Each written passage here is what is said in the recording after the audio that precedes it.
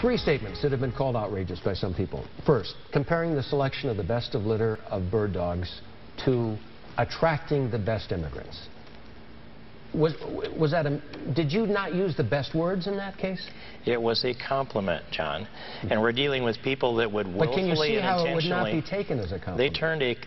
They knew it was a compliment. They turned it into an insult because they're professional hyperventilators. I can't control that behavior. But it was a compliment because it identified the vigor that we get with legal immigrants that come to America. We've always gotten the cream of the crop, and that's why America is a can-do country. People saw the liberty that's advertised and promised in the Statue of Liberty, and they came here. They came here to exercise their dreams. That is skimming the cream off the crop, and that's what I explained that day. And right-thinking, common-sense people do know that. Professional hyperventilators try to gain political advantage. What about suggesting that Obama's mom sent a telegram from Kenya to Hawaii, and that was sent to the newspapers in Hawaii, and suggesting maybe a support then for the birther movement? John, I didn't suggest that.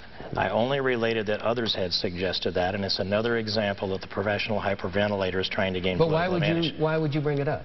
Because I know that that's the argument from those who believe that Barack Obama wasn't born in the United States. Do you believe that?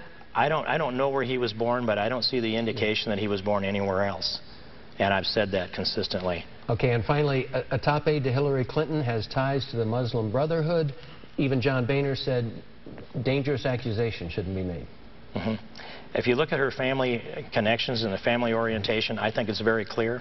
I don't have all of her family committed to memory in the family tree, but there is a strong connection that's there. It does exist, and I think those who were critical of those statements were trying to just tone down the political rhetoric, but they were not coming with the idea of trying to inform people with the objective truth. I say it appears to be the objective truth, and I think we should look at those relationships, especially when someone's that closely related to the Secretary, to the staff of the Secretary of State.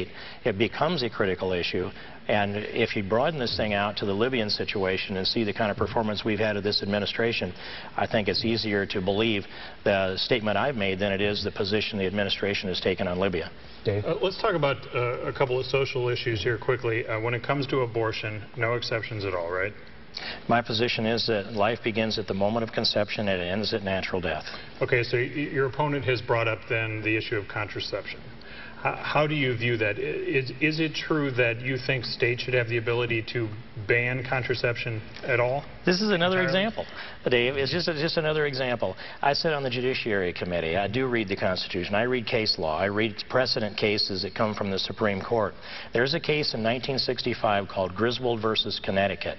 At that time, Connecticut had banned the sale of contraceptives even to married couples because they were a strong Catholic state, and that's what they believed. That went to the Supreme Court. The Supreme Court discovered a right to privacy that didn't heretofore exist within the Constitution that prohibited Connecticut from banning the sale of contraceptives. I simply related the background to that case. I've never taken the position that states don't have the right, or that states have the right to ban contraceptives. So that's another misconception that's been perpetrated by the Vilsack campaign. There are many of them. I counted 24 of them in one debate.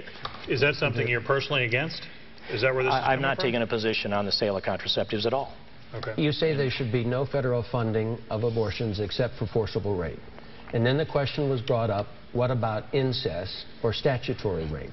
And your response was a little bit nebulous. You said that you hadn't heard of such cases. Is that what you said? I said I didn't know. What I said was that I haven't had that brought to me in a personal way, and I would be open to discussion on the matter.